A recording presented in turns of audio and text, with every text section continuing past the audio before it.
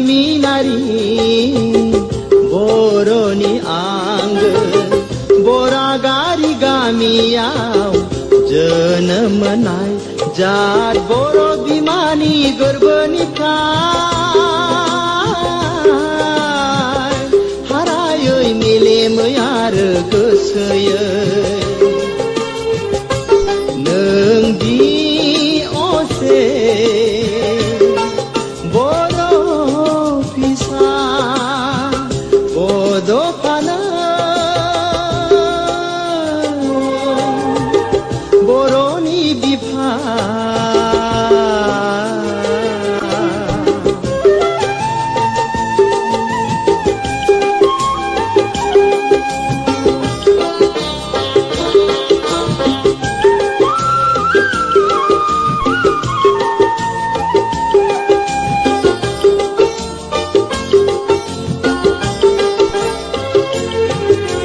निखावरि नखराव जोनोम मोननानैबो जौगासार सोलोंथाइ लानो हादोंमोननो हायोमोन सोरजिनो गावनिल' गंसे गोजोन देरा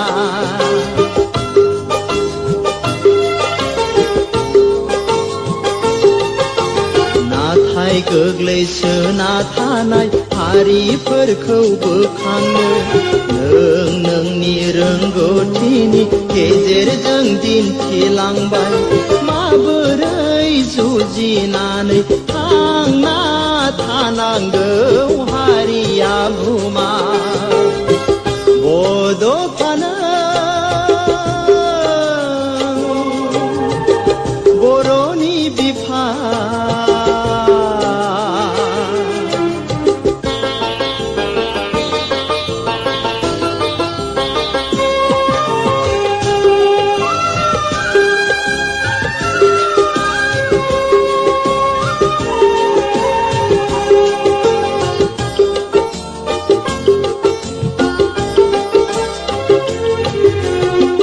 दान्दिसे आज्रोम जिरायनाय गैयै खबसे ओंखाम जानो सम गैयै नों बारहुंखा बायदि फैनानै मावनानै दिन्थिलांबाय फोरोंलांबाय इयुन जोलैनो बड'लेण्ड सोरजिनो बर' हारिनो दिनै नङाब्ला सिनायथि गोमाबायमोन हारिया गोदो उन्दुहाबना थाबायमोन आन्दायना बड'फानो बर'नि बिफा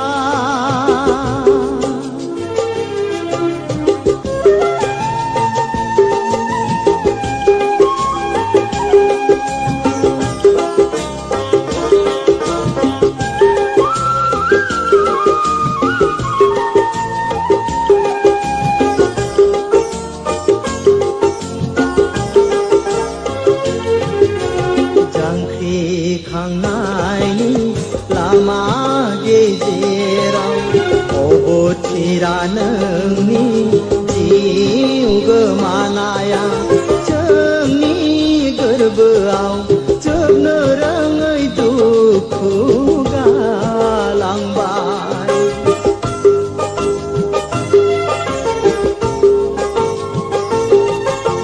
थालांबाय नोंनि मुङा अलंबार दान्दिसे साया माया मोदाय महर होलांबाय नों जोंनि गोसो गोरबोआव गोबां थुलुंगा बड'फानो बर'नि बिफा जारिमिनारि बर'नि आंगो बरागारि गामि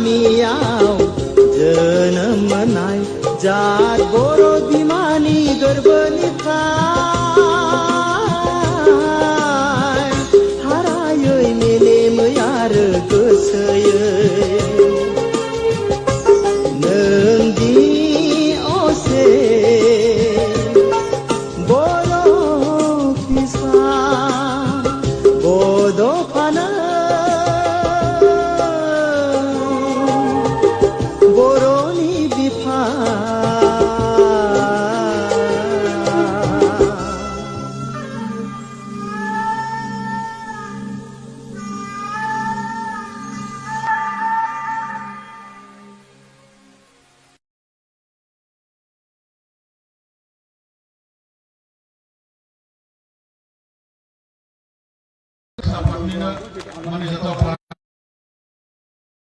MLA सार परमेश्वर ब्रह्म बिथांखौ गावनि गोथार सिनायथिखौ लानो थाखाय आङो गुरै खावलायबाय आरो बरायनायखौ नाजावनायनि थाखाय आङो बे समाव बिथांनिसिम रोजा रोजा साबायखर बावदों। गुबुन गुबुन गोबां आलासि बिथांमोन दङ, बिथांमोनखौ दायो सिनायथि होनो नाजानाय जासिगोन। दा बे समाव दुलाराय बर' फरायसा आफादनि फिरफिला बे फिरफिलाखौ बिर होनो थाखाय दुलाराय बर' फरायसा आफादनि मानिजाथाव आफादगिरि मुर्शिद दिपेन बर' बिथांखौ आं गुरै खावलायबाय आरो बिथांखौ मदद खालामनो थाखाय गेलेमु नेहाथारि नामांगन गणेश बसुमतारी बिथांखौ आं गुरै खावलायदों।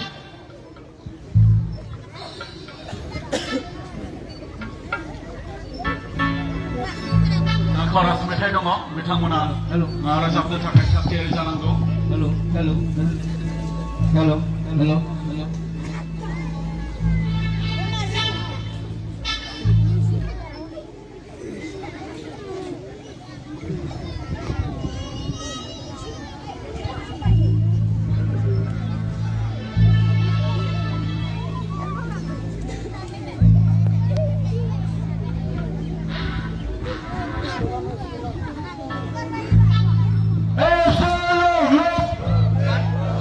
Absolutely!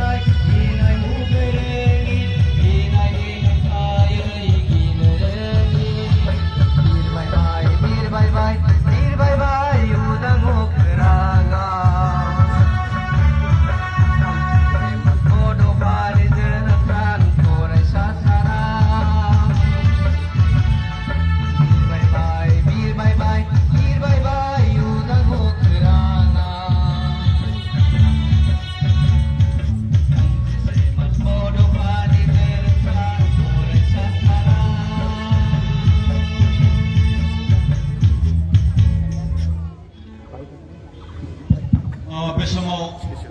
करास रोजाबगिरि बिथांमोननिसिम साबायखर बावदों आरो जों दिनैनि बे हाबाफारियाव सफैबावनो हादों हारिमु आफादनि मानगोनां आफादगिरि मुंशी जगेश्वर ब्रह्म मानगोनां बिथां आरो बे हाबाफारियावनो बाहागो लानो हाबावदों UPPLनि गाहाय नेतार मानगोनां राजु नार्जारि मानगोनां बिथां बिथांमोनखौ बे समाव सिनायथि होनो थाखाय गुरै खावलायबाय UPPLनि गाहाय नेतानि मानगोनां राजु नार्जारि बिथांमोनखौ आर'नाइजों बरायनो थाखाय गुरै खावलायबाय बे समाव गोबाव खालामालासेयैनो आङो खावलायनो सिगांदों दिनैनि फिरफिला बिरहोनाय हाबाफारिजों लोब्बा लाखिनानै बिबुंथि लाखिनो थाखाय दुलाराय बर' फरायसा आफादनि मानगोनां आफादगिरि मुंशी दिपेन बर' बिथांखौ गुरै खावलायबाय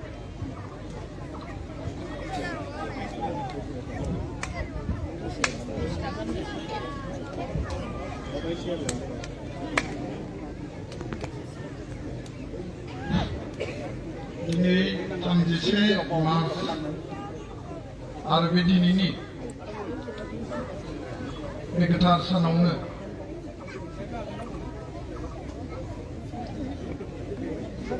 बड'फा उपेन्द्रनाथ ब्रह्म बिथाङा बुहुमनि बिखायाव आरो बर' हारियाव जोनोम जादोंमोन आरो जों जि थावनियाव दङ थुलुंगाफुरि बे दतमानि बे थावनिनिफ्राय 2 किल'मिटार गोजानाव थानाय खोलाहा थानाय बरागारिनि बे समायना गामियाव बर'नि आंगो गामियाव बड'फा उपेन्द्रनाथ ब्रह्मआ दिनैनिफ्राय 67 बोसोर सिगां बिथाङा जोनोम मोनदोंमोन आरो दिनै बिथांनि बे जोनोम सानखौ फरायसा सान हिसाबै दुलाराय बर' फरायसा आफादा गोलाव समनिफ्राय खुंबोदों आरो देग्लाय एसे आलादायै एसे एखुथायै बिनि जि सिगनिफिकेन्ट बिनि जि खुंनायनि ओंथि बे स्पिरिटखौ मेनटेन खालामनानै दिनै मोनसे गोजोनथाव गोग्गाथाव आरो मोनसे मर्यादानि स्वाभिमाननि दिनै सान बे फिरफिला बिरहोनाय हाबाफारियाव बाहागो लानाय दुलाराय बर' फरायसा आफादनि आगुनि मानगोनां आफादगिरि आथिखालनि आसामनि केबिनेट मन्त्रि मानगोनां उथावगोरा ब्रह्म आदा बिथां दुलाराय बर' फरायसा आफादनि बोसोनगिरि खुंथा स्वर्गीयारि आमार সকলোকে आदरर विश्व विख्यात फरेस्टमेन अफ इंडिया और प्रकृति प्रेमी और संरक्षणर कारण सदाय निरबिच्छिन्न भावे काम कर अहा सम्मानीय जादव पायें पद्मश्री जादव पायें डांगरिया बे हाबाफारियाव बिबार बावनो लिंना लाबोजानाय बड'फानि बिबाजै मानगोनां आयं बिथां बे हाबाफारियाव UNB ट्रास्टनि मानगोनां चेयारमेन डक्टर सुबुं बसुमतारी बड'लेण्ड इउनिभार्सिटिनि रेजिस्ट्रार बिथाङा दङ लोगोसेयैनो हारिमु आफादजों लोगोसे गुबुन गुबुन जोंनि दैदेनगिरि नोंथांमोन बड'फानिनो असे सोमोन्दो दुलाराय बर' फरायसा आफादनि बारग' गाहाय नेहाथारि मोनसे समनि MLA मानगोनां परमेश्वर ब्रह्म आदा बिथां हाबाफारियाव जोंहा UPPL दोलो आरो गुबुन गुबुन दोलोनि बारग' एबसुनि दैदेनगिरिफोरजों लोगोसे BLTनि बारग' दैदेनगिरि मावथि आरो रायजो राजा फरायसा फरायसुलि एबसुनि मिरुनि गाहाय नेहाथारिजों लोगोसे गासै जोंनि जिल्लानि क'क्राझार जिल्ला आरो क'क्राझार जिल्लानि सिंनि दख'रानि मावथि लोगो नोंथांमोन फरायसा फरायसुलि नोंथांमोन रायजो राजा नोंथांमोन आं गिबियावनो बड'फानि बे गोथार जोनोम साननि फरायसा साननि साफ्रोमनिसिमबो आंनि गोसो गोरबोनि दुलाराय बर' फरायसा आफादनि हामलायनाय आरो अनसायनायखौ आं बावहरदों आं गोलाव बाथ्रा बुंनाय नङा जोंहा फंबाय उन्दै उन्दै बेयाव फरायसा फरायसुलि दङ बिथांमोना गसंनानै थानो हानाय नङा आङो 5 मिनिटनि गेजेरावनो सुंथाबै फोजोबगोन नाथाय जायफोरा गसंनो उसुबिदा जादों एसे जिरायनानै थायोबा मोजां जागोन होननानै आं सानो मानगोनां रायजो राजा बिथांमोन जोंहा दसे समनि उनाव सावरायनाय हाबाफारि दङ आरो बे सावरायनाय हाबाफारियाव बड'फानि जिउ जारिमिन सानथौ सानस्रि बिथांनि हाबा मावलांनाय बर' हारिया फरायसा फरायसुलिया माहारि नाङैनो लानो गोनां जि मोनसे स्टेप बिनि सायाव जों गुवारै सावरायगोन आरो दिनैनि बे गोथार सानाव बड'फानि सोरगोआरि जिउमाया इसोरनि खाथियाव आलो गोजोनै थानो हाथों थांना थानाय बर' फिसाफोरखौ जेब्लायबो बोर हरथों आरो लामा दिन्थिहरथों जोंनो हाबा मावनो थाखाय आरोबाव बांसिन गोहो आरो सक्ति हरथों बेखायनो आं आनान गसाइनि खाथियाव आङो खरगंलायै आर'ज गाबो मानगोनां रायजो राजा नोंथांमोन आलासि नोंथांमोन जों बयबो मिथिगौ बड'फा उपेन्द्रनाथ ब्रह्मआ बर' हारिनि जि थासारिया जोंनि थाखाय खोमसिमोन जि थासारियाव बर' हारिया गासैबो मोनसे निराशानि गेजेरजों थांनानै दंमोन मोनसे हपलेस आसा गैयै मोनसे निराशानि बे मुलुगाव जोङो गोग्लैसोनानै दङमोन गादब जानाय नासयजानाय गोग्लैसोनाय गासैबो बिथिंजों डिप्राइभ आरो डिसक्रिमिनेसन जादों होननानै जोंनियाव जि मोनसे सानखांनाय फैदोंमोन बे समाव बर' हारियाव मोनसे गोदान आबहावा गोदान थासारि गोदान सान आलायअरना खिलिजेनदोंमोन नुजादोंमोन आरो गोदान मोनसे सानथौ सानस्रिनि गेजेरजों बर' हारियाव गोदान सान ओंखारजेनदोंमोन आरो बड'फा उपेन्द्रनाथ ब्रह्मआ दुलाराय बर' फरायसा आफादनि आफादगिरिनि बिबान लानायनि उनावनो 1986 मायथाइनि उनाव 1987 मायथाइनि 2 मार्चनिफ्राय बर' हारिनि थामोनथा रैखाथि बर' हारिनि थांना थानाय बर' हारिनि गोग्लैसोनाय बर'आ खौसेथि गैयै जेरैबो गावस्रा गावस्रि आरो गावजों गाव सिनायलायै बे मोनसे थासारिखौ खौसेनि मोन्थोरजों बड' शब्दआव लिरनाय खौसेनि गेजेरजों सोमावसारनाय बुहुमनि बर'फ्रा खौसे जानाय बे माखासे पपुलार स्ल'गानखौ होनानै मोनसे गोसोआव बिखा बिखो थै मोदोम मेलेम मोनसे जावरिखांनाय मोनसे रिभलिउसन मोनसे रेनेसां गोदान थासारि लाबोनो हादोंमोन आरो जायनि थाखाय दिनै बर' हारिया मोनसे समायना मुलुग मोनसे समायना हारि आरो गासै बिथिंजों जौगानायनि मोनसे दिनै कम्पिटिसन बादायलायनायनि थासारिखौ जों मोननो हादों बड'फानि बे सोमावसारनाय आलादा रायजोनि थाखाय सोमावसारनाय 92.7 डिमान्ड आरो बै समनि दैदेनगिरि बिथांमोना जोंनि जि बाथ्राफोरखौ बड'फानि मोनफ्रोमबो बाथ्राफोरखौ जों फोरमायदों खिन्थादों दिनै जोंनि गेजेराव मानगोनां इउजि ब्रह्म बिथाङा बड'फाजों थाफानानै जिखिनि बिथांनि बाथ्राफोरखौ मिथिदोंमोन सानथौ सानस्रिखौ बुजिदोंमोन आरो मोनफ्रोमबो आगानाव हाबा मावदोंमोन बिथांमोननिफ्राय जोङो मिथिदों सोलोंदों आरो इयुन जोलैनो जों खिन्थालांनांगोन बड'फानि बे सोमावसारनायजों बर' हारिनि सोमावसारनायजों बिएससि बिटिसि बिटिआर मोनथाम गोरोबथा जों मोनबाय आरो जोङो आवगायलांबावनांगोन आरोबाव जों हाबा मावबावनांगोन सोमावसारफिननो गोनां जायोब्ला मालाबा जों सोमावसारफिनहैबावनांगोन जोंनि थामोनथा रैखाथि जोंनि आबुं उदां सिमांखौ मोगथाङाव जाफुंहोनो थाखाय दा बेखायनो मानगोनां रायजो राजा बिथांमोन बड'फानि दिनैनि बे गोथार सानाव आसाम सरकारा অসম চৰকাৰে আজি এই পবিত্ৰ দিনটো ছাত্ৰ দিৱস হিচাপে পালন কৰিছে আৰু এই ক্ষেত্ৰত অসমৰ মুখ্যমন্ত্ৰী ডক্টৰ হিমন্ত বিশ্ব শৰ্মা ডাঙৰীয়াক আমি শলাগ আৰু সন্মান আৰু তেওঁক ধন্যবাদ জ্ঞাপন কৰিছোঁ কাৰণ এই ঠাইতে তেওঁ আহি পেলাই তেওঁ ঘোষণা কৰি থৈ গৈছিল আৰু এই সময়ত তেওঁ স্পষ্টভাৱে কৈ থৈ গৈছিল দীঘলীয়া সময় নিখিল বড়ো ছাত্ৰবৃন্দ বড়ো জনগণৰ দাবী জনাই আহিছিল আমি আমার যে আশা আবেগ অনুভূতি আমি প্রকাশ করেছিলাম যে বিটিআর কাউন্সিলে বড়ফা উपेन्द्रनाथ ব্রহ্মার এই জন্ম দিবস ছাত্র দিবস হিসাবে পালন করক আর প্রমোদ বড়োর নেতৃত্ব যেতিয়া বিটিআর কাউন্সিল হয়েছিল সরকার হয়েছিল বড় শান্তি চুক্তির পিছত প্রমোদ বড়ো ডাঙৰীয়া সেই পদক্ষেপ লৈছিল কিয়নো তেওঁ ছাত্ৰ সংগঠনৰ সভাপতি হৈ পেলাই দীঘলীয়া এটা সংগ্ৰাম পাতনি মেলি শান্তি চুক্তিত থাকি পেলাই তেওঁ নেতৃত্ব বহন কৰিছিল আৰু বড়ো জনগণে সহযোগ কৰিছিল বিটিআৰত ছাত্ৰ দিৱস হিচাপে পালন কৰাৰ পিছত অসম চৰকাৰক আমি আবেদন কৰিছিলোঁ মুখ্যমন্ত্ৰী ডাঙৰীয়াই এই স্থানত আহি পেলাই ঘোষণা কৰিছিল যোৱা 26 জানুৱাৰীত অসম চৰকাৰৰ এই ৰিপাব্লিক ডে গণতন্ত্ৰ দিৱসৰ দিনাই পুনৰবাৰ মুখ্যমন্ত্ৰী ডাঙৰীয়াই ছাত্ৰ দিৱসৰ প্ৰসংগ ৰাজ্যিক মৰ্যাদাৰে ষ্টেট অৰ্ডাৰ হিচাপে সমগ্ৰ ৰাজ্যত বিশ্ববিদ্যালয় মহাবিদ্যালয় সরকারি অনুষ্ঠান প্ৰতিষ্ঠানত এইটো পালন কৰা হ'ব এটা নিৰ্দেশ জাৰি কৰিছে, এটা পাব্লিচিটি দিছে। আৰু অসম চৰকাৰে আজি এই ৰাজ্যিক মৰ্যাদাৰে শংকৰদেৱ কলাক্ষেত্ৰত এইটো আয়োজন কৰিবলৈ লৈছে। আৰু সেই সভাখনত সন্মানীয় প্ৰফুল্ল বড়ো ডাঙৰীয়া তাত উপস্থিত হ'ব। আমাৰ লগত ইউজি ব্ৰহ্ম ডাঙৰীয়া অসমৰ মন্ত্ৰী আছে, তেওঁ তাত উপস্থিত হ'ব লগা আছিল। কিন্তু আমি তেওঁক আবেদন কৰিছিলোঁ, আমি নিবেদন কৰিছিলোঁ যে আমাৰ এই থুলুঙাপুৰী এই কাৰ্যসূচীত আপুনি থাকিব লাগে। তো মুখ্যমন্ত্ৰী ডাঙৰীয়া আৰু চৰকাৰখনক তেওঁ জনাই পেলাই আমাৰ এই কাৰ্যসূচীত তেওঁ উপস্থিত হৈছে। মই এই ছাত্ৰ দিৱস ৰাজ্যিক মৰ্যাদা দিয়াৰ বাবে মুখ্যমন্ত্ৰীক ধন্যবাদ দিছোঁ, অসম চৰকাৰক ধন্যবাদ দিছোঁ। সমান্তৰালভাৱে প্ৰমোদ বড়ো ডাঙৰীয়া আৰু অসম চৰকাৰৰ কেবিনেট মন্ত্ৰী হৈ পেলাই চৰকাৰৰ লগত থাকি সেই বাস্তৱ ৰূপ দিয়াৰ বাবে মই ইউজি ব্ৰহ্ম ডাঙৰীয়াক সমগ্ৰ বড়ো জাতিৰ হৈ বড়ো সমাজৰ হৈ এপচুৰ হৈ পেলাই মই ধন্যবাদ জ্ঞাপন কৰিছোঁ। मानगोनां रायजो राजा नोंथांमोन, बड'फाया बर' हारिखौ गेरेमसा हारि दानायनि सिमां नुदोंमोन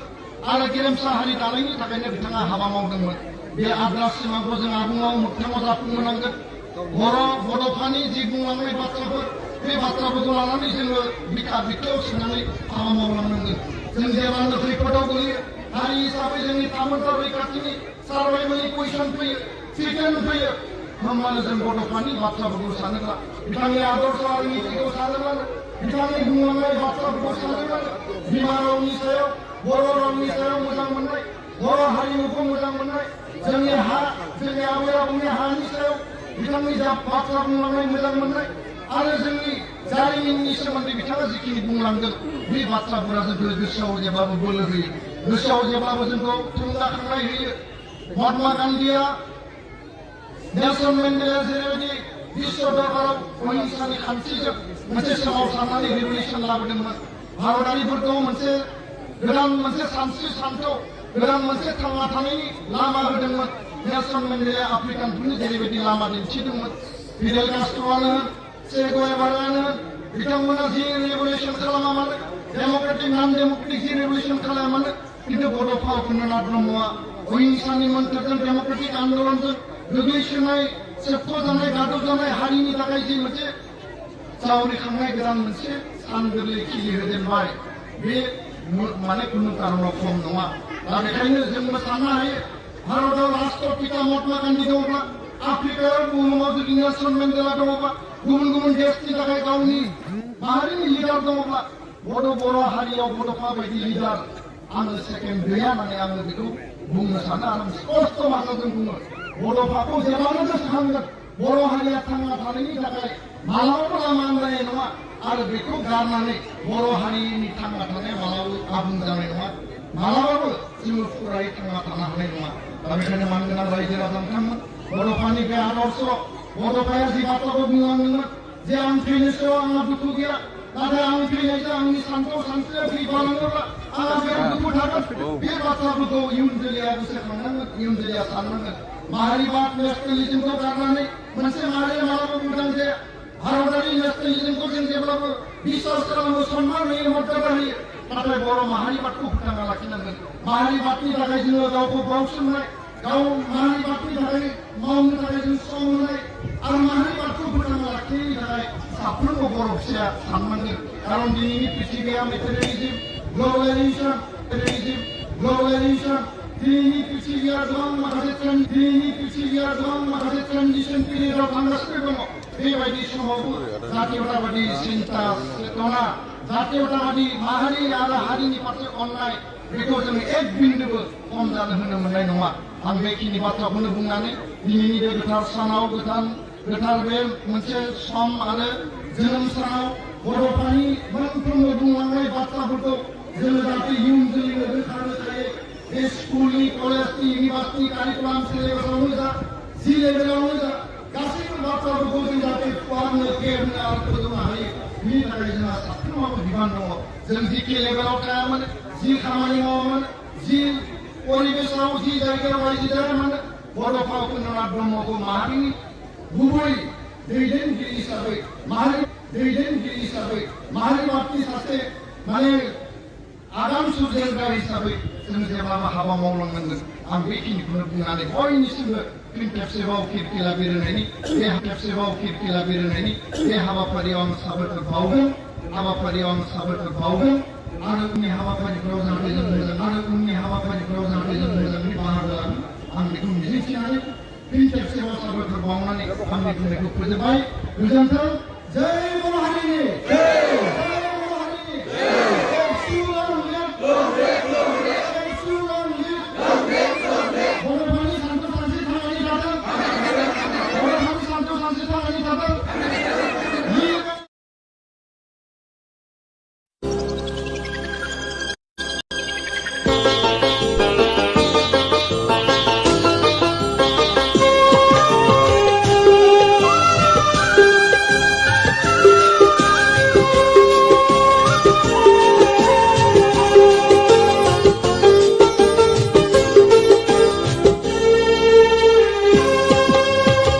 बड'फानो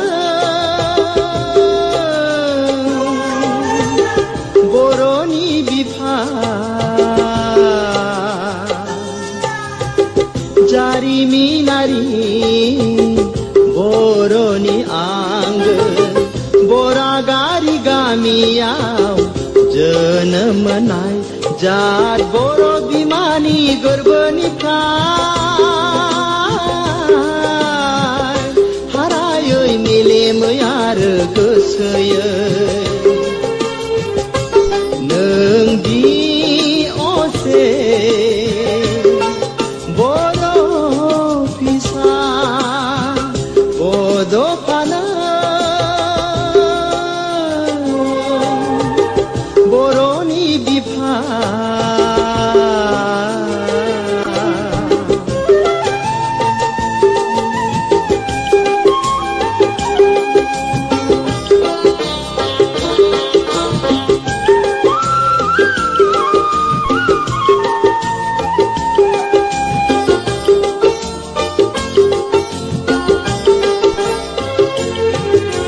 निखावरि नखराव जोनोम मोननानैबो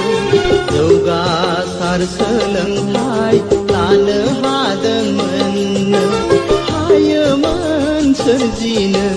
गावनिल' गंसे गोजोन देरा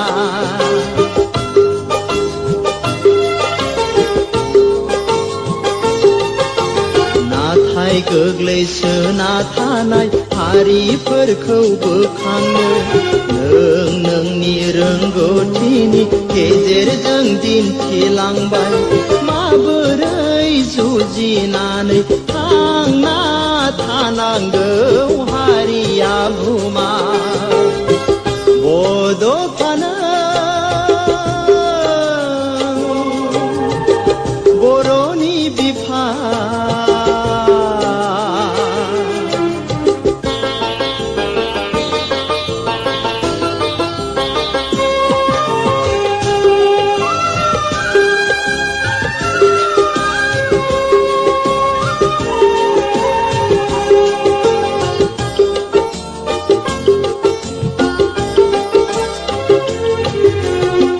दान्दिसे आज्रोम जिरायनाय गैयै खबसे ओंखाम जानो सम गैयै नों बारहुंखा बायदि फैनानै मावनानै दिन्थिलांबाय फोरोंलांबाय इयुन जोलैनो बड'लेण्ड सोरजिनो बर' हारिनो दिनै नङाब्ला सिनायथि गोमाबायमोन हारिया गोदो उन्दुहाबना थाबायमोन आन्दायना बड'फानो बर'नि बिफा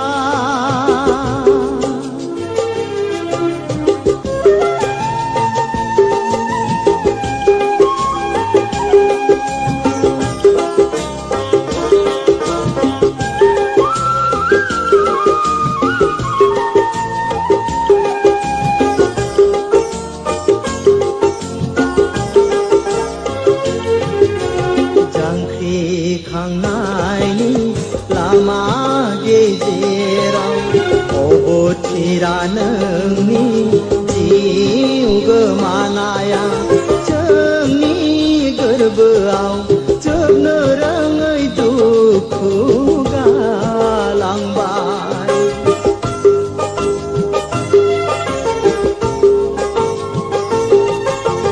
थालांबाय नोंनि मुङा अलंबार नानै दान्दिसे साया माया मोदाय महर होलांबाय नों जोंनि गोसो गोरबोआव गोबां थुलुंगा बड'फानो बर'नि बिफा जारिमिनारि बर'नि आंगो बरागारि गामियाव जोनोम मोननाय जात बर' बिमानि गोरबोनिफ्राय हारायै मेलेमै आरो गोसोयै नोंदि असे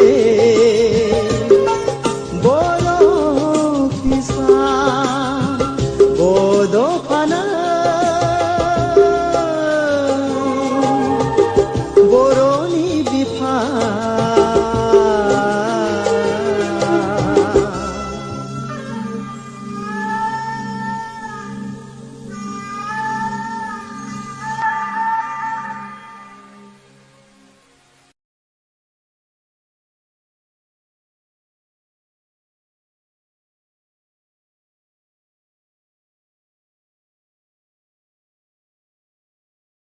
आफादनिनो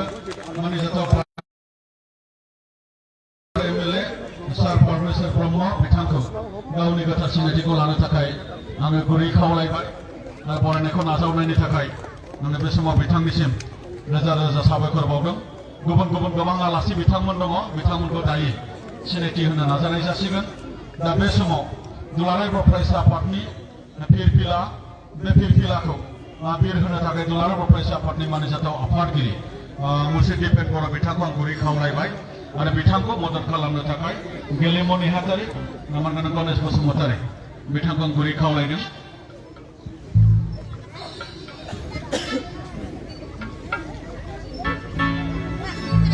खरास मेथाइ दङ बिथांमोना रोजाबनो थाखाय थागथियारि जानांगौ हेलो हेलो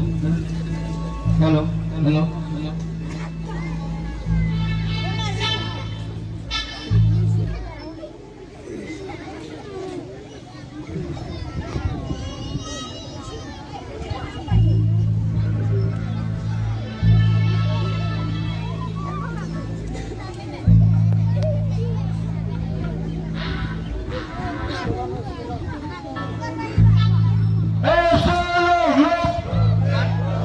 Absolute!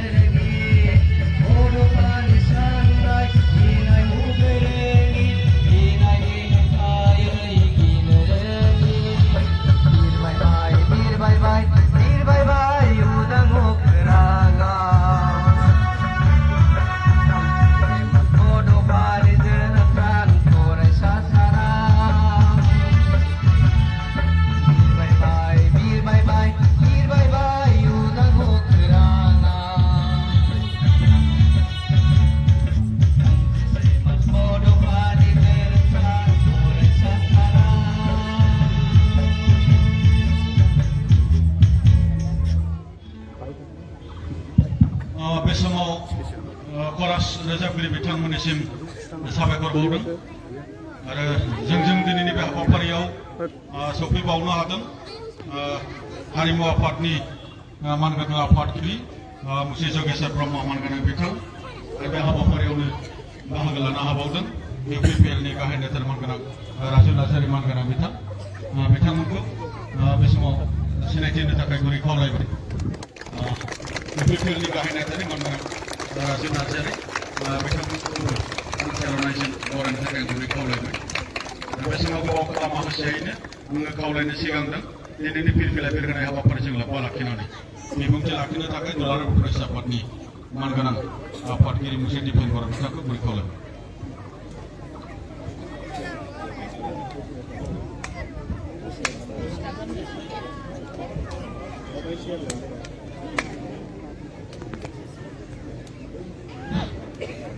दिनै 31 मार्च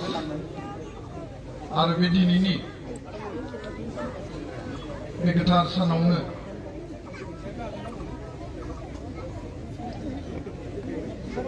बड'फा उपेन्द्रनाथ ब्रह्म बिथाङा बुहुमनि बिखायाव आरो बर' हारियाव जोनोम जादोंमोन आरो जों जि थावनियाव दङ थुलुंगाफुरि बे दतमानि बे थावनिनिफ्राय 2 किल'मिटार गोजानाव थानाय खोलाहा थानाय बरागारिनि बे समायना गामियाव बर'नि आंगो गामियाव बड'फा उपेन्द्रनाथ ब्रह्मआ दिनैनिफ्राय 67 बोसोर सिगां बिथाङा जोनोम मोनदोंमोन आरो दिनै बिथांनि बे जोनोम सानखौ फरायसा सान हिसाबै दुलाराय बर' फरायसा आफादा गोलाव समनिफ्राय खुंबोदों आरो देग्लाय एसे आलादायै एसे एखुथायै बिनि जि सिगनिफिकेन्ट बिनि जि खुंनायनि ओंथि बे स्पिरिटखौ मेनटेन खालामनानै दिनै मोनसे गोजोनथाव गोग्गाथाव आरो मोनसे मर्यादानि स्वाभिमाननि दिनै सान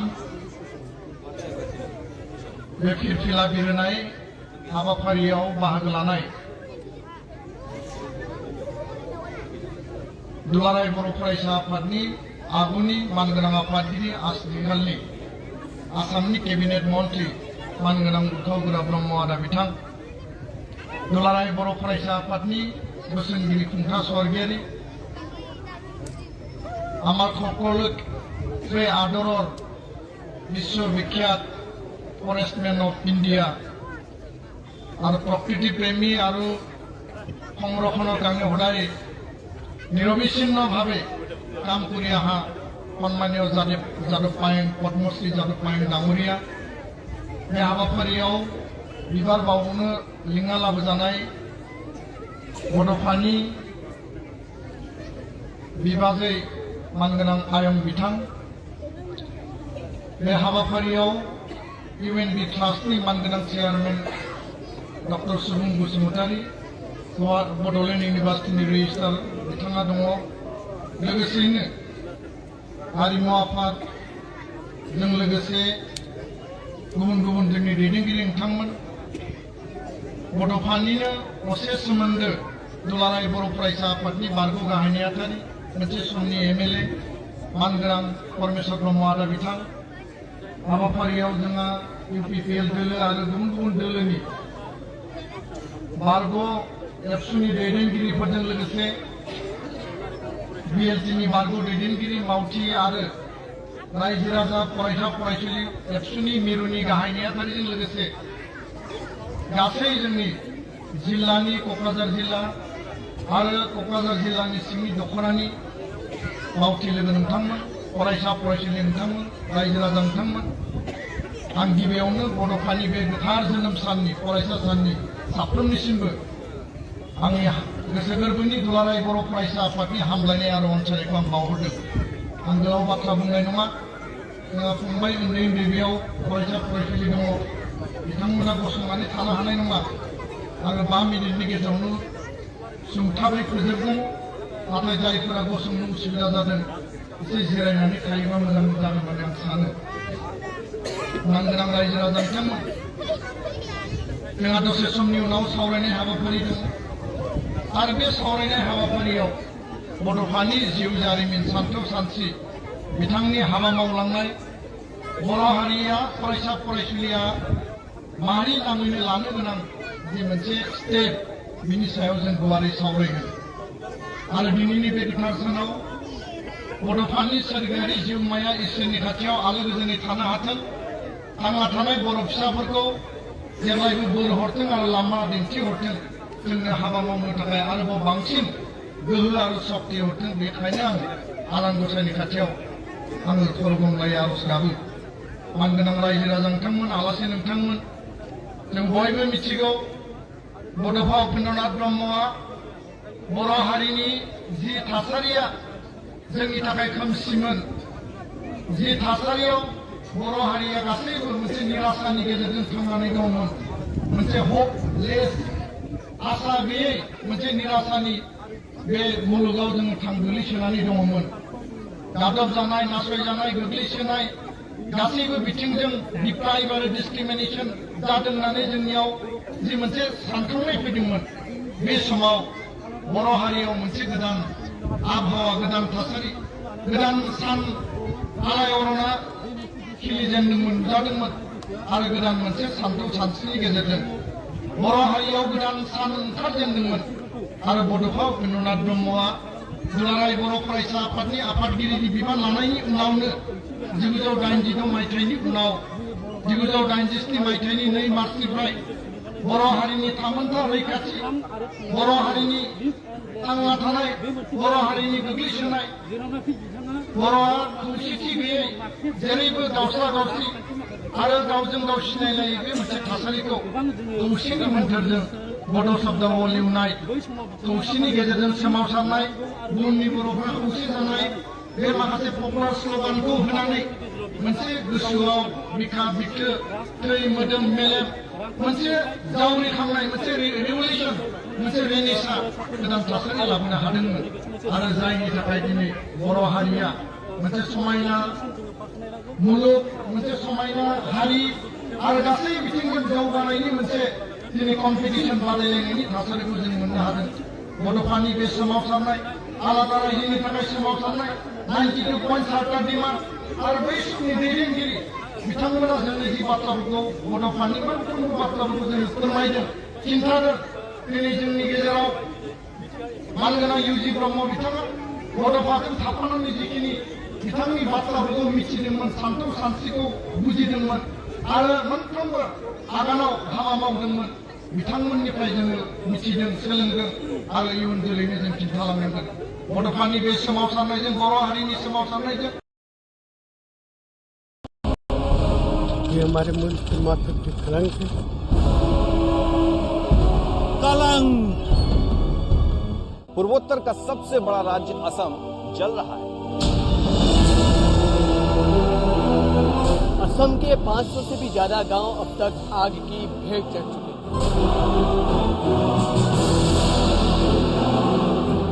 करीब 2 लाख से ज्यादा लोग अपना घर बार छोड़ चुके हैं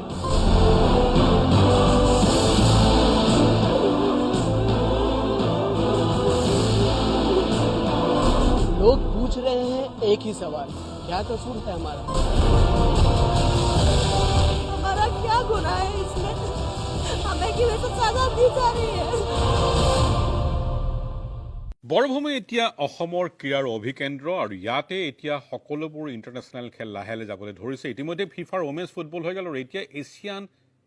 খোখো হৈ আছে 10টাকে দল সাউথ কোৰিয়া খেলি আছে ইণ্ডোনেছিয়া খেলি আছে নেপাল খেলি আছে বাংলাদেশ খেলি আছে ভাৰতটো আছেই আমুলপুৰত এটা উৎসৱ হৈ পৰিছে এতিয়া হাজাৰ হাজাৰ মানুহে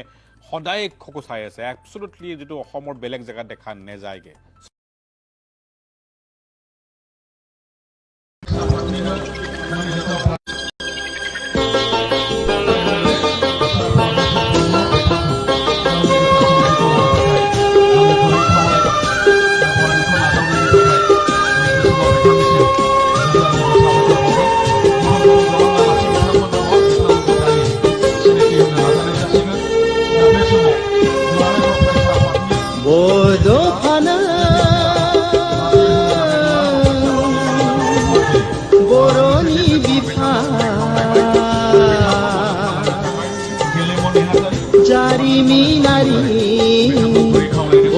बर'नि आंगो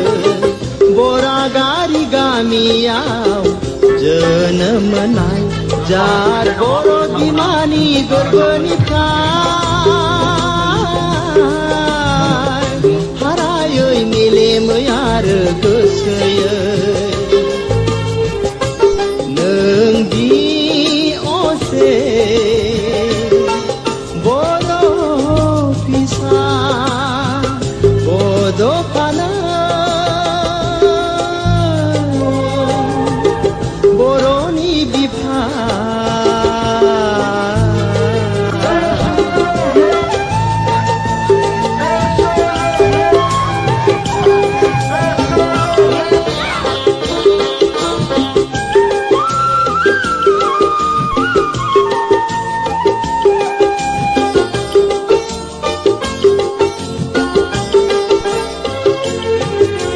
निखावरि न'खराव जोनोम मोननानैबो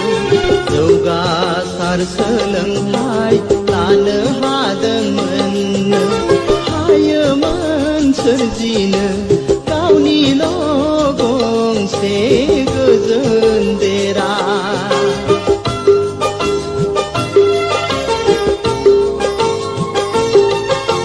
नाथाय गोग्लैसोना थानाय हारिफोरखौ बोखांनो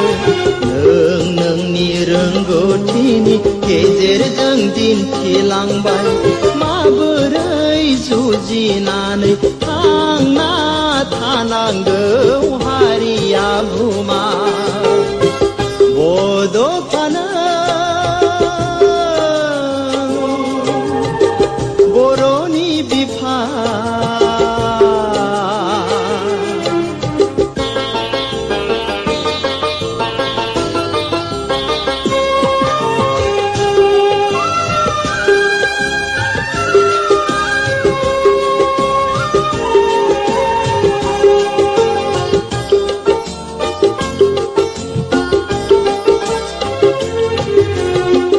दान्दिसे आज्रोम जिरायनाय गैयै अबसे ओंखाम जानो सम गैयै नों बारहुंखा बायदि फैनानै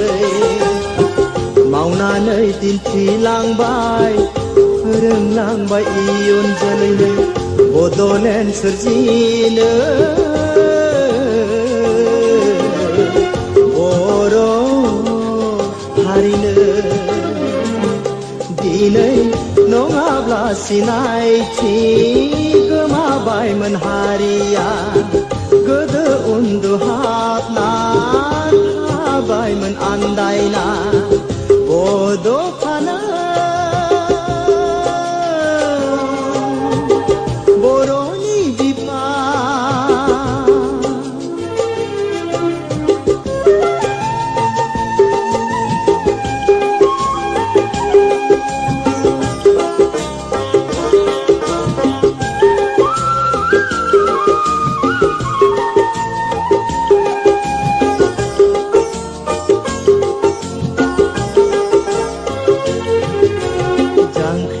जांख्रिखांनायनि लामा गेजेराव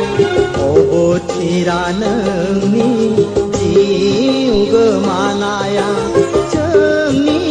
गोरबोआव जोबनो रोङै दुखु गालांबाय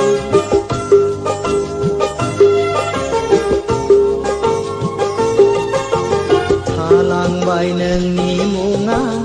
अलंबार जानानै दान्दिसे साया माया मोदाय महर होलांबाय नों जोंनि गोसो गोरबोआव गोबां थुलुंगा बड'फानो बर'नि बिफा जारिमिनारि बर'नि आंगो बरागारि गामि जात बर' बिमानि गोरबोनिफ्राय हारायै मेलेमै आरो गोसोयै नोंदि असे बर' फिसा बड'फानो बर'नि बिफा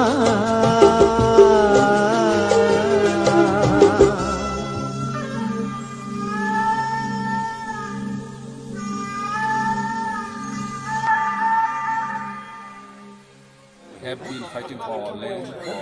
for our identity, and we have been waiting for this historic moment, historic day. And today, we are really happy to see these things happen. So we are happy to sign an agreement, and hopefully, this agreement will usher in a new era, an era of peace and development and harmony. Thank you. Thank you. We have been fighting for our land, waiting for this historic moment, historic day. And today, we are really happy to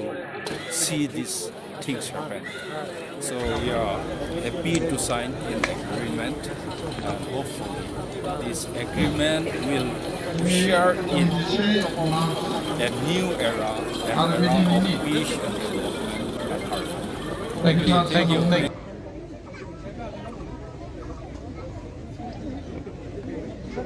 बड'फा उपेन्द्रनाथ ब्रह्म बिथाङा बुहुमनि बिखायाव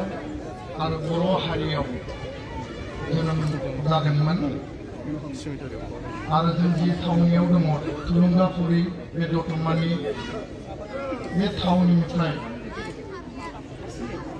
2 kilometre गोजानाव थानाय खोलाहा थानाय बरागारिनि बे समायना गामियाव बर'नि आंगो गामियाव बड'फा उपेन्द्रनाथ ब्रह्मआ दिनैनिफ्राय 67 बोसोर सिगां बिथाङा जोनोम मोनदोंमोन आरो दिनै बिथांनि बे जोनोम सानखौ फरायसा सान हिसाबै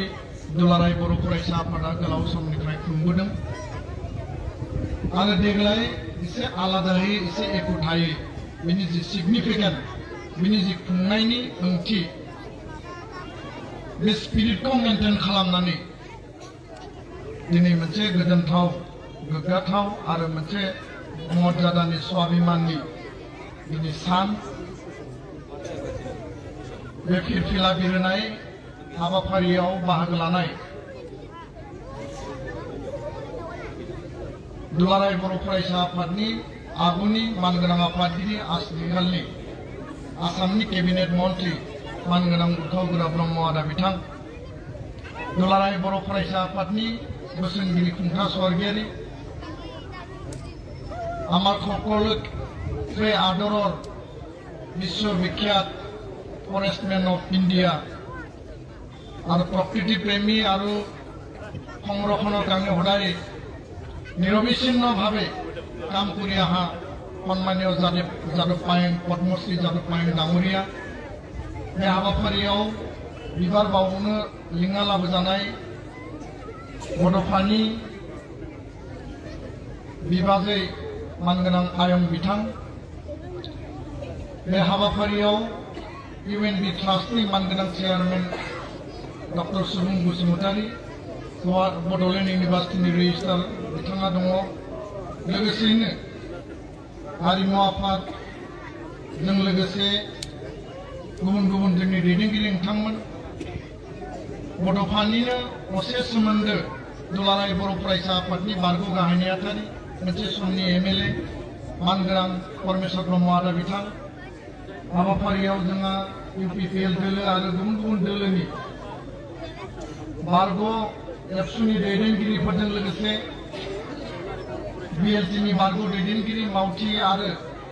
रायजो राजा फरायसा फरायसुलि एबसुनि मिरुनि गाहाय नेहाथारिजों लोगोसे गासै जोंनि जिल्लानि क'क्राझार जिल्ला आरो क'क्राझार जिल्लानि सिंनि दख'रानि मावथि लोगो नोंथांमोन फरायसा फरायसुलि नोंथांमोन रायजो राजा नोंथांमोन आं गिबियावनो बड'फानि बे गोथार जोनोम साननि फरायसा साननि साफ्रोमनिसिमबो आंनि गोसो गोरबोनि दुलाराय बर' फरायसा आफादनि हामलायनाय आरो अनसायनायखौ आं बावहरदों आं गोलाव बाथ्रा बुंनाय नङा जोंहा फंबाय उन्दै उन्दै बेयाव फरायसा फरायसुलि दङ बिथांमोना गसंनानै थानो हानाय नङा आङो 5 मिनिटनि गेजेरावनो सुंथाबै फोजोबगोन नाथाय जायफोरा गसंनो उसुबिदा जादों एसे जिरायनानै थायोबा मोजां जागोन होननानै आं सानो मानगोनां रायजो राजा बिथांमोन जोंहा दसे समनि उनाव सावरायनाय हाबाफारि दं आरो बे सावरायनाय हाबाफारियाव बड'फानि जिउ जारिमिन सान्थौ सानस्रि बिथांनि हाबा मावलांनाय बर' हारिया फरायसा फरायसुलिया माहारि नाङैनो लानो गोनां जि मोनसे स्टेप बिनि सायाव जों गुवारै सावरायगोन आरो दिनैनि बे गोथार सानाव बड'फानि सोरगोआरि जिउमाया इसोरनि खाथियाव आलो गोजोनै थानो हाथों थांना थानाय बर' फिसाफोरखौ जेब्लायबो बोर हरथों आरो लामा दिन्थिहरथों जोंनो हाबा मावनो थाखाय आरोबाव बांसिन गोहो आरो सक्ति हरथों बेखायनो आं आनान गसाइनि खाथियाव आङो खरगमलायै आर'ज गाबो मानगोनां रायजो राजा नोंथांमोन आलासि नोंथांमोन जों बयबो मिथिगौ बड'फा उपेन्द्रनाथ ब्रह्मआ बर' हारिनि जि थासारिया जोंनि थाखाय खोमसिमोन जि थासारियाव बर' हारिया गासैबो मोनसे निराशानि गेजेरजों थांनानै दंमोन मोनसे हपलेस आसा गैयै मोनसे निराशानि बे मुलुगाव जों गोग्लैसोनानै दङमोन गादब जानाय नासयजानाय गोग्लैसोनाय गासैबो बिथिंजों डिप्राइभ आरो डिसक्रिमिनेसन जादों होननानै जोंनियाव जि मोनसे सानखांनाय फैदोंमोन बे समाव बर' हारियाव मोनसे गोदान आबहावा गोदान थासारि गोदान सान आलायअरना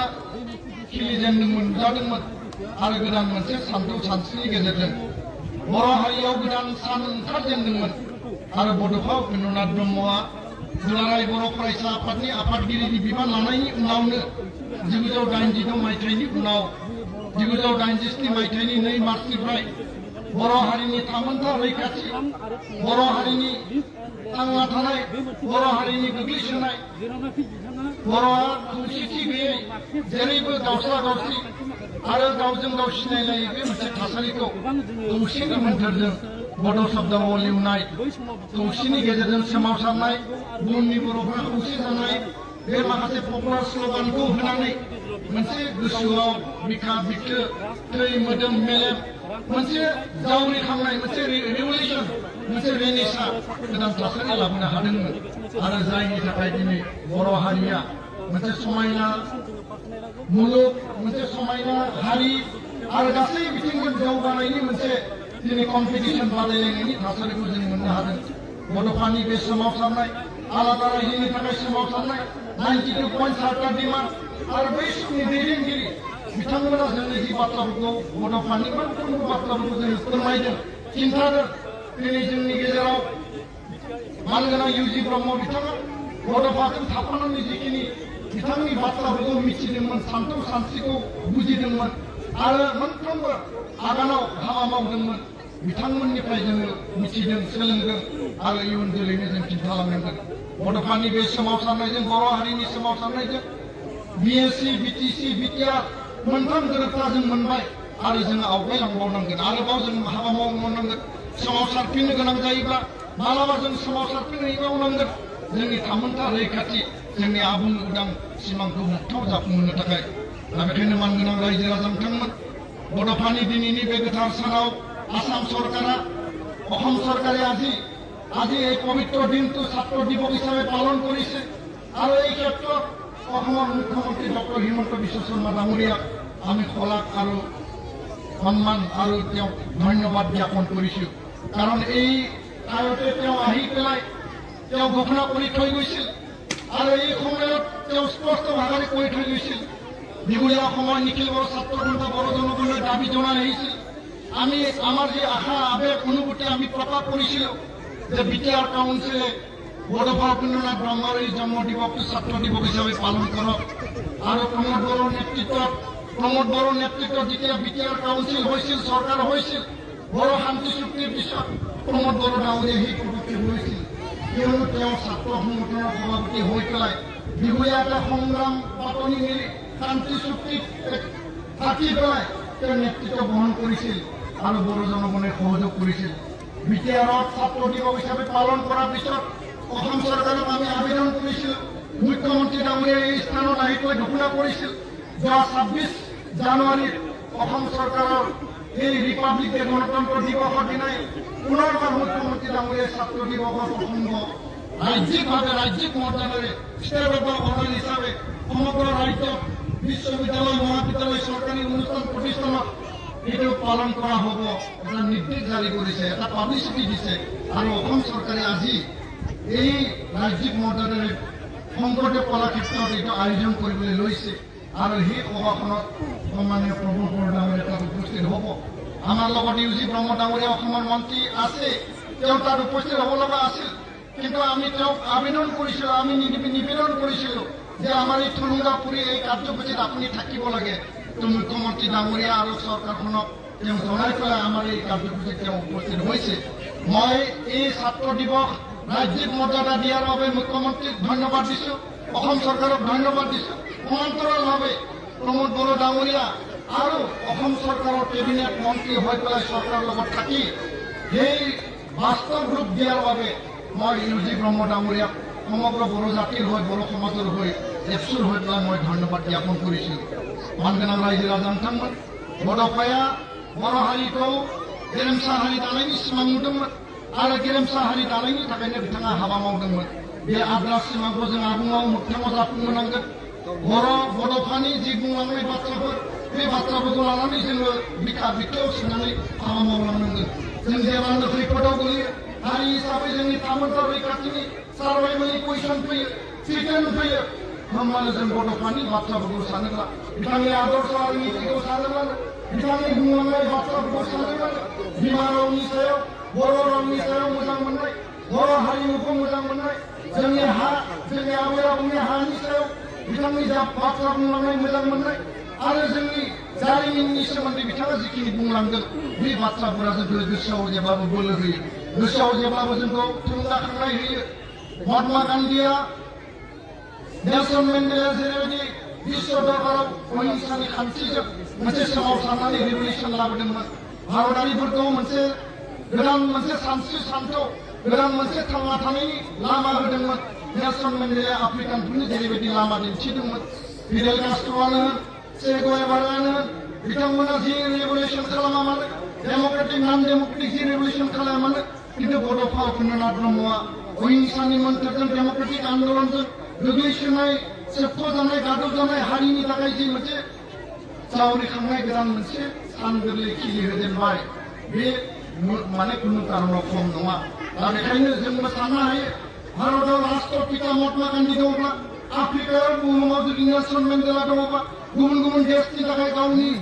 माहारिनि लिडार दङब्ला, बर' हारियाव बड'फा बायदि लिडार आङो सेकेन्ड गैया होननानै आङो बेखौ बुंनो सानो आरो स्पष्ट भाषाजों बुङो। बड'फाखौ जेब्लानो गोसोखांगोन बर' हारिया थांना थानायनि थाखाय मालाबाबो लामा आन्दायनाय नङा आरो बेखौ गारनानै बर' हारिनि थांना थानाया मालाबाबो आबुं जानाय नङा, मालाबाबो जोङो फुरायै थांना थानो हानाय नङा। दा बेखायनो मानगोनां रायजो राजा नोंथांमोन बड'फानि बे आदर्श,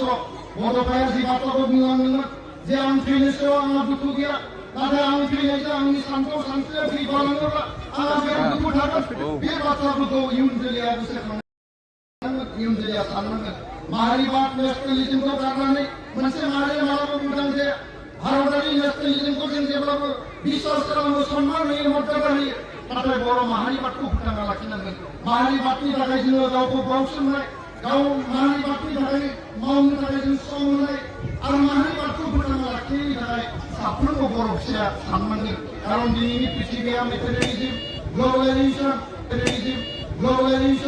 दिनैनि पृथिबिया गोबां माखासे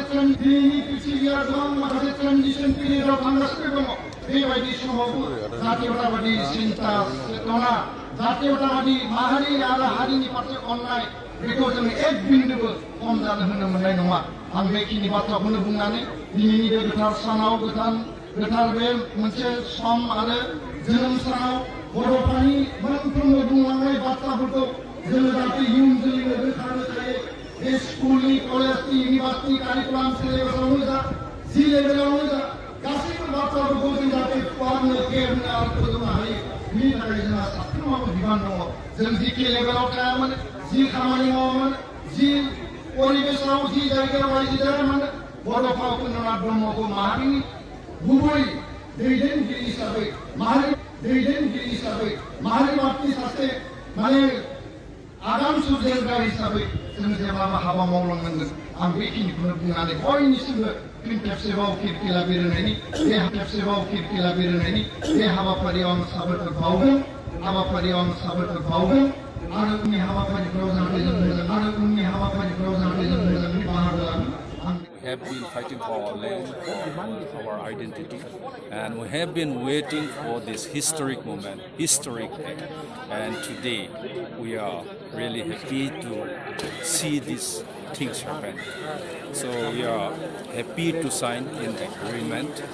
and hopefully, this agreement will usher in a new era, an era of peace and development and harmony. Thank you.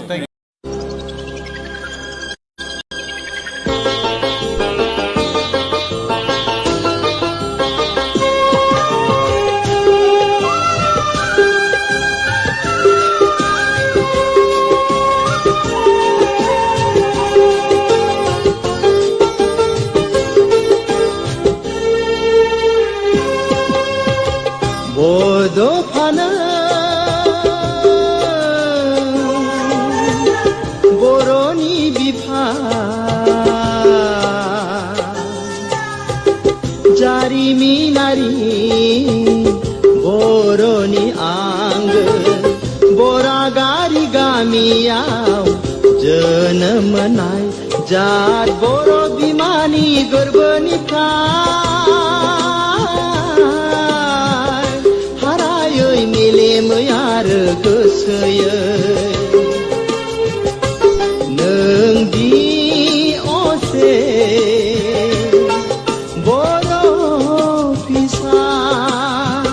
बड'फानो बर'नि बिफा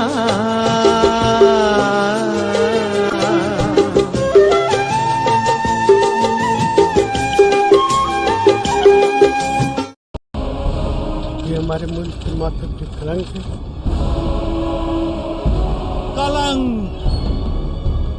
पूर्वोत्तर का सबसे बड़ा राज्य असम जल रहा है।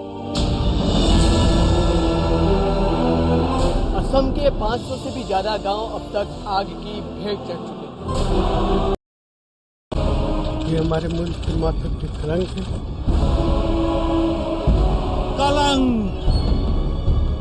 पूर्वोत्तर का सबसे बड़ा राज्य असम जल रहा है। ये हमारे मुल्क के माथे पे कलंक है।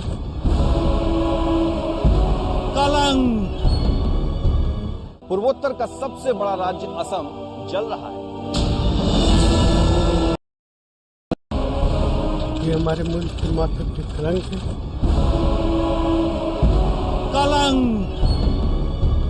पूर्वोत्तर का सबसे बड़ा राज्य असम जल रहा है।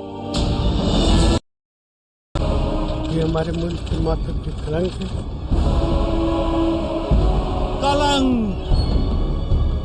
पूर्वोत्तर का सबसे बड़ा राज्य असम जल रहा है। असम के 500 से भी ज्यादा गांव अब तक आग की भेंट चढ़ चुके हैं।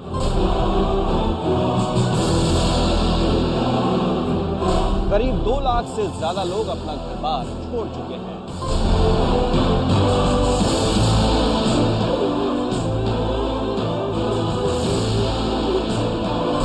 लोग पूछ रहे हैं एक ही सवाल, क्या कसूर है हमारा?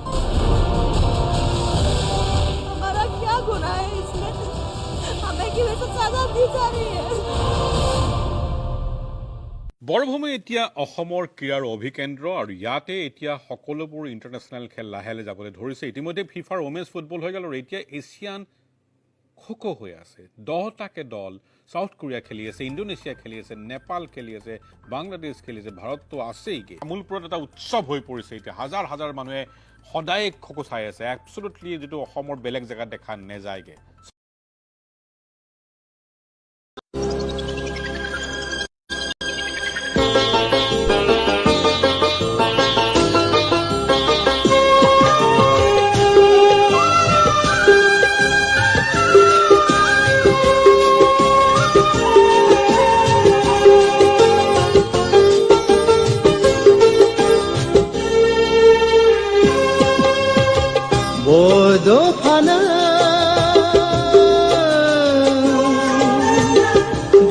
बर'नि बिफा जारिमिनारि बर'नि आंगो बरागारि गामियाव जोनोम मोननाय जात बर' बिमानि गोरबोनिफ्राय हारायै मेलेमै आरो गोसोयै नों दि असे बर' फिसा बड'फानो बर'नि बिफा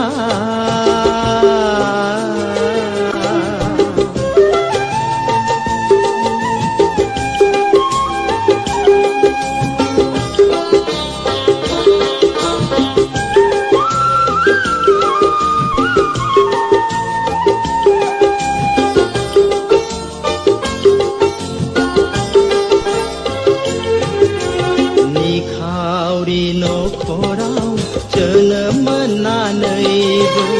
जौगासार सोलोंथाइ लानो हादोंमोननो हायोमोन सोरजिनो गावनिल' गंसे गोजोन देरा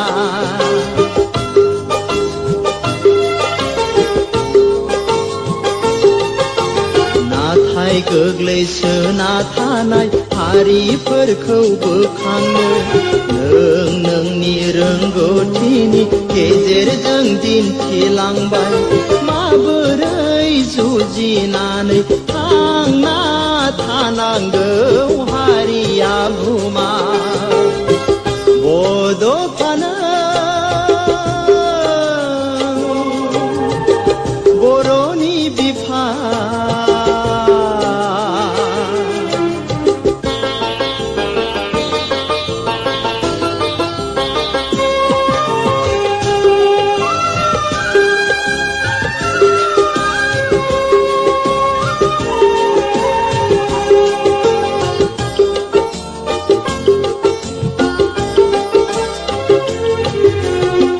दान्दिसे आज्रोम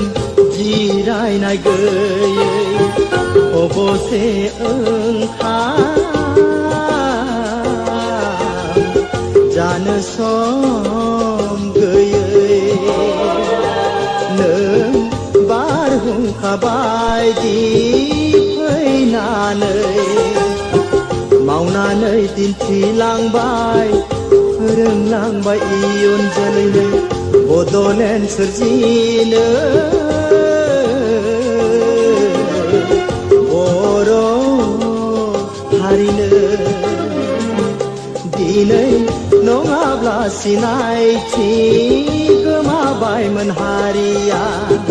गोदो उन्दुहाबना थाबायमोन आन्दायना बड'फानो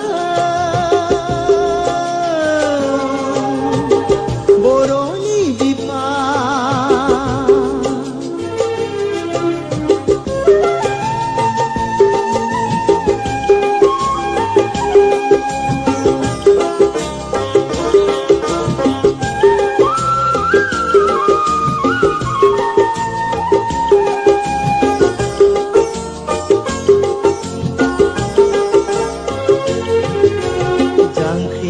जांख्रिखांनायनि लामा गेजेराव अबथिरा नोंनि जिउ गोमानाया जोंनि गोरबोआव जोबनो रोङै दुखु गालांबाय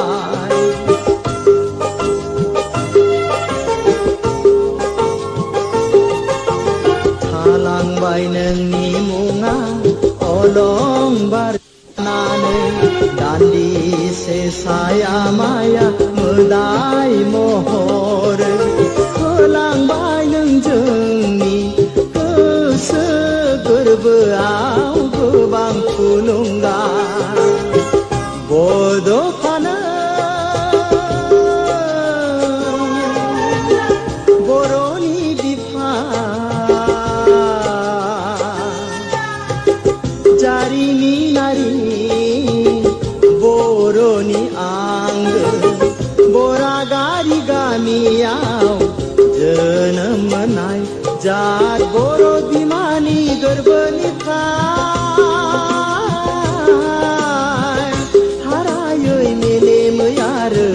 गोसोयै नोंदि असे बर' फिसा बड'फाना बर'नि बिफा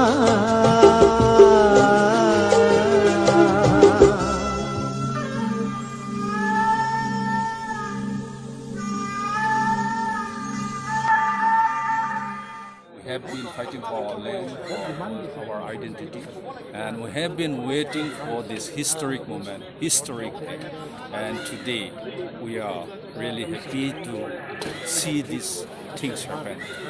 So we are happy to sign an agreement, and hopefully, this agreement will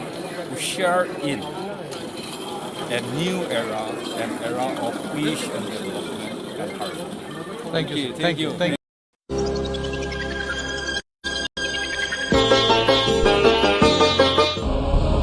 ये हमारे मुल्क की माथा की कलंक है।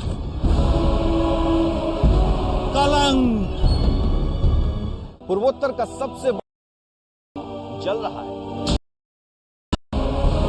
ये हमारे मुल्क की माथा की कलंक है।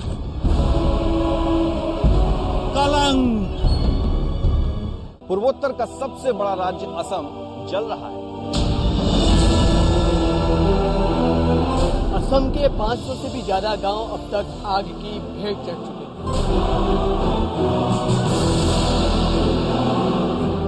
करीब 2 लाख से ज्यादा लोग अपना घर बार छोड़ चुके हैं।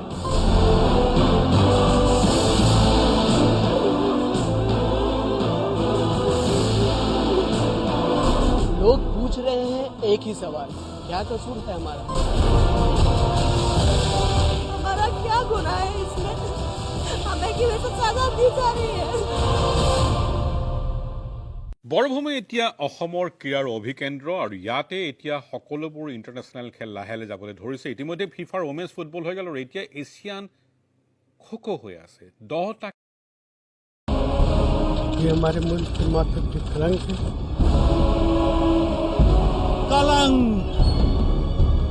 पूर्वोत्तर का सबसे बड़ा राज्य असम जल रहा है। असम के 500 से भी ज्यादा गांव अब तक आग की भेंट चढ़ चुके हैं।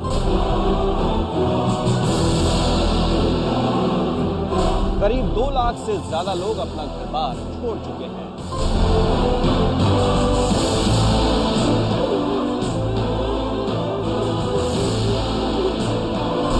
लोग पूछ रहे हैं एक ही सवाल, क्या कसूर है हमारा?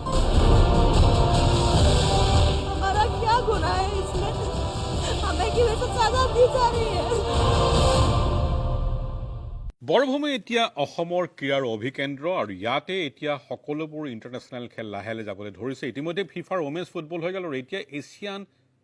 খো হৈ আছে। 10টাকে দল সাউথ কোৰিয়া খেলি আছে, ইণ্ডোনেছিয়া খেলি আছে, নেপাল খেলি আছে, বাংলাদেশ খেলি আছে, ভাৰততো আছেইগে। তামোলপুৰত এটা উৎসৱ হৈ পৰিছে এতিয়া। হাজাৰ হাজাৰ মানুহে সদায় খো চাই আছে। এবছলুটলি যিটো অসমৰ বেলেগ জেগাত দেখা নেযায়গে। ये हमारे मुल्क की माथा की कलंक है। We have been fighting for our land, for our identity, and we have been waiting for this historic moment, historic day. And today, we are really happy to see these things happen. So we are happy to sign an agreement, and hopefully, this agreement will usher in a new era, an era of peace and development and harmony. Thank you.